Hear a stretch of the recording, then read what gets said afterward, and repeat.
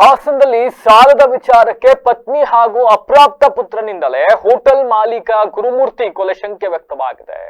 ಸಿಸಿಟಿವಿಯಲ್ಲಿ ದೃಶ್ಯ ಸೆರೆಯಾಗಿದ್ದು ತಾಯಿ ದೂರಿನ ಮೇರೆಗೆ ಹೂತಿದ್ದ ಶವವನ್ನ ಹೊರತೆಗೆದು ಪೊಲೀಸರು ಮರಣೋತ್ತರ ಪರೀಕ್ಷೆಯನ್ನು ನಡೆಸಿದ್ದಾರೆ.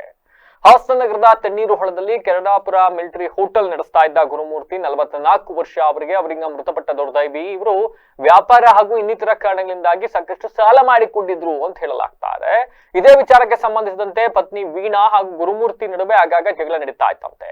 ಕಳೆದ ಮೇ 14ರಂದು ಮೈಸೂರಿನಲ್ಲಿರುವ ತಾಯಿ ಮನೆಗೆ ಗುರುಮೂರ್ತಿ ಭೇಟಿಯನ್ನ ನೀಡಿದ್ರು. ಈ ವೇಳೆ ಅವರ ಹೊಟ್ಟೆಗೆ ಒಂದು ನೋವು ನಿವಾರಕ ಬ್ಯಾಂಡೇಜ್ ಹಾಕಿಕೊಂಡಿರೋದನ್ನ ತಾಯಿ ರೇಣುಕಾ ಗಮನಿಸಿದ್ರಂತೆ. ಈ ಬಗ್ಗೆ ಮಗನನ್ನ ವಿಚಾರಿಸಿದಾಗ ಪತ್ನಿ ಹಾಗೂ ಪುತ್ರನ ಮೇಲೆ ಹಲ್ಲೆ ಮಾಡಿದ್ದಾರೆ ಅಂತ ಗುರುಮೂರ್ತಿ ಅಳಲನ್ನ ತೋಡಿಕೊಂಡಿದ್ರು ಅಂತ ಹೇಳಲಾಗುತ್ತೆ. ಬಳಿಕ ಮೇ 15ನೇ ತಾರೀಕು ಮೈಸೂರಿನಿಂದ ಹಾಸನಕ್ಕೆ ವಾಪಸ್ ಆಗಿದ್ದ ಗುರುಮೂರ್ತಿ ಮೇ 18ನೇ ತಾರೀಕು ಮನೆಯಲ್ಲೇ ದಿಢೀರ್ ಸಾವನ್ನಪ್ಪಿಟ್ಟಿದ್ರು. ಅಂದೇ ಹಾಸನದ ಬಿಡ್ಕೋಡ್ನಳ್ಳಿ ಮಸಾಣದಲ್ಲಿ ಅವರ ಅಂತ್ಯಕ್ರಿಯೆಯನ್ನು ನೆರವೇರಿಸಲಾಗಿತ್ತು. ಗುರುಮೂರ್ತಿ ಸಾವಿನ ಬಳಿಕ ಅವರ ಮಾವ ಮನೆಯಲ್ಲಿದ್ದ ಸಿಸಿಟಿವಿ ಕ್ಯಾಮೆರಾವನ್ನ ಪರಿಶೀಲನೆ ಮಾಡಿದಾಗ ಆಘಾತಕಾರಿ ಸಂಗತಿ ಒಂದು ಬಯಲಾಗಿದೆ. ಮೇ 17ನೇ ತಾರೀಕು ರಾತ್ರಿ ಗುರುಮೂರ್ತಿ ಅವರ ಮೇಲೆ ಪತ್ನಿ ವೀಣಾ ಹಾಗೂ ಅಪ್ರಾಪ್ತ ಪುತ್ರ ತೀವ್ರವಾಗಿ ಹಲ್ಲೆ ನಡೆಸಿರ್ತಕ್ಕಂಥ ದೃಶ್ಯ ಅದರಲ್ಲಿ ಸೆರೆಯಾಗಿದೆ. ಹಲ್ಲೆಗೆ ಇದೇ ಕಾರಣ ಇರಬಹುದು ಅಂತ ಹೇಳಲಾಗ್ತಾ ಇದೆ. ಅಂಡ್ ಹಲ್ಲೆಯ ತೀವ್ರತೆಗೆ ಗುರುಮೂರ್ತಿ ಮನೆಯಲ್ಲೇ ಕುಸಿದು ಬಿದ್ದಿದ್ದರು ಅಂತ ಹೇಳಲಾಗುತ್ತೆ. ಬಳಿಕ ಪತ್ನಿ ಮತ್ತೆ ಪುತ್ರ ಸೇರಿ ಅವರನ್ನ ಎತ್ತಿ ಮಂಚದ ಮೇಲೆ ಮಲಗಿಸಿರ್ತಕ್ಕಂಥದ್ದೆಲ್ಲವೂ ಕೂಡ ಸಿಸಿಟಿವಿ ದೃಶ್ಯಾವಳಿಗಳಲ್ಲಿ ಸ್ಪಷ್ಟವಾಗಿ ದಾಖಲಾಗಿದೆ. ಅಂಡ್ ಇದೇ ಹಲ್ಲೆಯಿಂದ ಮೇ 18ನೇ ತಾರೀಕು ಗುರುಮೂರ್ತಿ ಸಾವನ್ನಪ್ಪಿದ್ದಾರೆ ಅಂತಕ್ಕಂಥದ್ದು ಮೇಲ್ನೋಟಕ್ಕೆ ಕಂಡು ಬರ್ತಾ ಇದ್ದು, ಈ ಸಿಸಿಟಿವಿ ದೃಶ್ಯಾವಳಿ ಹಾಗೂ ಮಗನ ಸಾವಿನ ಬಗ್ಗೆ ಅನುಮಾನವನ್ನು ವ್ಯಕ್ತಪಡಿಸಿದ್ದಾರೆ ತಾಯಿ ರೇಣುಕಾ ಅವರು. ಈ ಹಿನ್ನೆಲೆಯಲ್ಲಿ ಪತ್ನಿ ವೀಣಾ ಹಾಗೂ ಅಪ್ರಾಪ್ತ ಪುತ್ರನೇ ಹಲ್ಲೆ ನಡೆಸಿ ಕೊಲೆ ಮಾಡಿದ್ದಾರೆ ಅಂತ ಆರೋಪಿಸಿ ಮೇ 25ನೇ ತಾರೀಕು ಹಾಸನ ನಗರ ಪೊಲೀಸರಿಗೆ ದೂರನ್ನ ನೀಡಿದ್ರು. ದೂರಿನ ಅನ್ವಯ ಪ್ರಕರಣ ದಾಖಲಿಸಿಕೊಂಡು ಕಾರ್ಯಾಚರಣೆಗಿಳಿದ ಪೊಲೀಸರು ಇವತ್ತು ಹಾಸನ ನಗರದ ಬಿಟ್ಕೋಡಿನ ಹಳ್ಳಿಗೆ ತೆರಳಿದ್ದಾರೆ. ಅಲ್ಲಿ ಏನು ಸ್ಮಶಾನದಲ್ಲಿ ಶವವನ್ನ ಹೂಡಲಾಗಿತ್ತು ಅದನ್ನ ಹೊರತೆಗೆದು ಸ್ಥಳದಲ್ಲೇ ಶವದ ಮರಣೋತ್ತರ ಪರೀಕ್ಷೆಯನ್ನ ನಡೆಸಿ ಮತ್ತೆ ಅದೇ ಜಾಗದಲ್ಲಿ ಶವವನ್ನ ಹೂತಿದ್ದಾರೆ. ಇನ್ನು ಘಟನೆಗೆ ಸಂಬಂಧಿಸಿದಂತೆ ಹಾಸನ ನಗರ ಪೊಲೀಸ್ ಠಾಣೆಯಲ್ಲಿ ಪ್ರಕರಣ ದಾಖಲಾಗಿದೆ. ಪೊಲೀಸರು ತನಿಖೆಯನ್ನು ಚುರುಕುಗೊಳಿಸಿದ್ದಾರೆ. ಮರಣೋತ್ತರ ಪರೀಕ್ಷೆಯ ವರದಿ ಬಂದ ಬಳಿಕವಷ್ಟೇ ಸಾವಿನ ನಿಖರ ಕಾರಣ ತಿಳಿದು ಬರಲಿದೆ.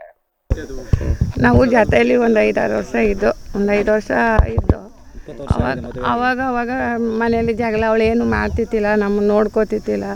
ನಮ್ಮ ಮಗ ಏನಂತ ನಾವು ಹುಣಸೂರಲ್ಲಿದ್ದೋ ಅದಕ್ಕೆ ನಾವ್ಯಾಕೆ ಬೇರೆ ಆಳುಗಳು ಕೊಡೋದು, ಎಲ್ಲ ಸೇರ್ಕೊಂಡು ಮಾಡೋಣ, ಅವಳಿಗಿನ್ನೂ ವಸ್ತು ಏನೂ ಗೊತ್ತಾಗಕ್ಕಿಲ್ಲ, ಬಾರಮ್ಮ ಅಂದ್ಬಿಟ್ಟು ಲಾರಿ ಮಾಡ್ಕೊಂಡು ಸಾಮಾನು ತಗೊಂಡು ಕರ್ಕೊಂಡೋದ್ರು ಹುಣಸೂರಿಂದ ಹಾಸನ ಕರ್ಕೊಬಂದರು. ನಮ್ಮ ಗಂಡ ಹೆಂಡತಿ ನನ್ನ ಮಗ ಇನ್ನೊಬ್ಬ ಕಾಣಕ್ಕಿಲ್ಲ ಹುಡ್ಗಂಗೆ ಎಲ್ಲ ಒಟ್ಟಿಗೆ ಬಂದು ಅವಳು ಒಟ್ಟಿಗೆ ಎಲ್ಲ ತುಂಬ್ಕೊಂಡಿರೋಕ್ಕೆ ಕಾಯ ಅಂತ ಜಗಳ ಕಾಯ್ತಾನೆ ಇದ್ಲು ಸೊಸೆ. ಅಂದರೆ ನಮಗೇನು ತುಂಬ ತೊಂದರೆ ಮಾಡೋಳು. ನಾವು ಕೆಲಸ ಮಾಡಿಕೊಂಡು ಹಂಗೂ ಕಷ್ಟಪಟ್ಟು ಏನೇ ಜಗಳ ಆದರೂ ನಾವು ಇದ್ದವ್ರ ಜೊತೆಯಲ್ಲಿ ನಾವೇ ಮಾಡ್ತಿದ್ದಲ್ಲ. ಹೋಟ್ಲು ನಮ್ಮ ಯಜಮಾನ್ರು, ನಾವು, ನಮ್ಮ ಮಗ ತಣ್ಣೀರಲ್ದಲ್ಲಿ. ಅದೇ ಈಗ ಅವನೆಲ್ಲ ಅಲ್ಲಿ ಹಳ್ಳದಲ್ಲಿತ್ತು, ಅಂಡರ್ಗ್ರೌಂಡಲ್ಲಿ ಎಲ್ಲ ಮಾಡ್ತಾಯಿದ್ದೋ ಮಾಡ್ಕೊಂಡು ಹೋಯ್ತಿದ್ದೋ. ಆಮೇಲೆ ಏನಾಯಿತು, ಇವರು ಒಂದ್ಸಲಿ ನಮ್ಮ ತಮ್ಮದಿರ್ ಕರ್ಸಿ ಹಿಂಗೆ ಬೈತಾ ಇರ್ತಾರೆ. ನನಗೆ ಏನು ಕೆಲಸ ಮಾಡಲ್ಲ ಅವಳು, ಎಲ್ಲ ನಾನು ಒಬ್ಬಳೇ ಮಾಡಬೇಕು ಮನೇಲೆಲ್ಲ ಹೋಟ್ಲಲ್ಲೆಲ್ಲ ಅಂತ ಹೇಳ್ದು. ಅದಕ್ಕೆ ನಮ್ಮ ತಮ್ಮದಿರು ವಯಸ್ಸಾಗಿ ಯಾಕೆ ಮಾಡಬೇಕು, ಅವರೇ ಹೋಟ್ಲು ಮಾಡ್ಕೊಳ್ಳಿ ಬಂದ್ಬಿಟ್ಟು ಬೇರೆ ಇರು ಅಂದ್ಬಿಟ್ಟು ನಮಗೆ ಬೇರೆ ಇರಿಸಿದ್ರು. ನಾವು ಬೇರೆ ಹೋಗಿ ಮೈಸೂರಲ್ಲಿ ಒಂದು ಹೋಟ್ಲು ಮಾಡ್ಕೊಂಡ್ರು ಆಮೇಲೆ ಹೋಗಿ 2 ವರ್ಷದ ಮೇಲೆ ನಮ್ಮ ಯಜಮಾನ್ರು ತೀರ್ಕೊಬಿಟ್ರು. ಆವಾಗಾರು ಇರಿ ಜೊತೆಲಿ ಆವಾಗಲೂ ನನ್ನ ಮನೆಗೆ ಬರೋದೇ ಬೇಡ, ನಿಮ್ಮಮ್ಮ ಯಾರು ಬರಬಾರ್ದು, ಹಂಗಾದರೆ ನಾನು ನಿನ್ನ ಜೊತೆ ಇರ್ತೀನಿ, ಇಲ್ಲ ಅಂದರೆ ಇರೋಕ್ಕಿಲ್ಲ ಅಂದ್ಲು ಅದಕ್ಕೆ ನಾವೇನು ಮಾಡ್ದೋ, ಬೇಡ ಗಂಡ ಹೆಂಡ್ತಿ ನಾವು ಬೇರೆ ಮಾಡೋದು ಬೇಡ, ಅವ್ರು ಚೆನ್ನಾಗಿರಲಿ ಅಂದ್ಬಿಟ್ಟು ನಾವೇ ದೂರ ಹೋಗಿ ಹೋಟ್ಲು ಮಾಡ್ಕೊಂಡು ಜೀವನ ಮಾಡ್ತಾಯಿದ್ದೋ. ಯಾವಾಗಾರು ಬಂದರೆ ಮಗನ ಮನೆ ಅಂತ ಬಂದರೆ ಮಾತಾಡ್ಸ್ತಿದ್ದಿಲ್ಲ, ಯಾವತ್ತೂ ಮಾತಾಡ್ಸಿಕ್ಕಿಲ್ಲ ಇವತ್ತಿಗೂ ಮಾತಾಡಲ್ಲ ಅವಳು. ಒಂದು ಗ್ಲಾಸ್ ನೀರು ಕೊಡ್ತಿದ್ದಿಲ್ಲ, ಊಟ ಆಗ್ತಿದ್ದಿಲ್ಲ. ಹಂಗಿದ್ರು ನನ್ನ ಮಗನೇ ತಟ್ಟೆಗೆ ಊಟ ತಂದು ಊಟ ಮಾಡಮ್ಮ ಅಂತ ಕೊಡೋನು. ನನ್ನ ಮಗ ನೋಡ್ಕೋತಿದ್ದ, ನಮಗೇನು ನೋಡ್ಕೊಳ್ಳಿಲ್ಲ. ಅದನ್ನ ನಾನು ಮತ್ತೆ ತೀರೋಗ್ಬಿಟ್ಟಿದ್ರು. ಒಂದು 15 ದಿನ ಅದು ನಾವು ತಿಥಿಗೆ ಬಂದಿದ್ವಿ. ತಿಥಿಗೆ ಬಂದ ತಕ್ಷಣ ಬೆಳಗ್ಗೆ ಒಂದು ವೈಕುಂಠ ಸಮಾರಾಧನೆ ಇತ್ತು ಬೆಳಗ್ಗೆ. ಅದಕ್ಕೆ ಹೋಗ್ಬೇಕಾಯ್ತು. ನಾವು ಕೆರಳಾಪುರ ಅನ್ನೋ ಗ್ರಾಮದಲ್ಲಿ ಉಳ್ಕೊಂಡಿದ್ವಿ. ಬೆಳಗ್ಗೆ ಸಡನ್ಲಿ ನಮಗೆ ಫೋನ್ ಬಂತು. ಫೋನ್ ಬಂದಾಗ 9 ಗಂಟೆ ಈ ಥರ ಮೂರ್ತಿ ತೀರೋಗಿದ್ದಾನೆ ಅಂದ್ಬಿಟ್ಟು.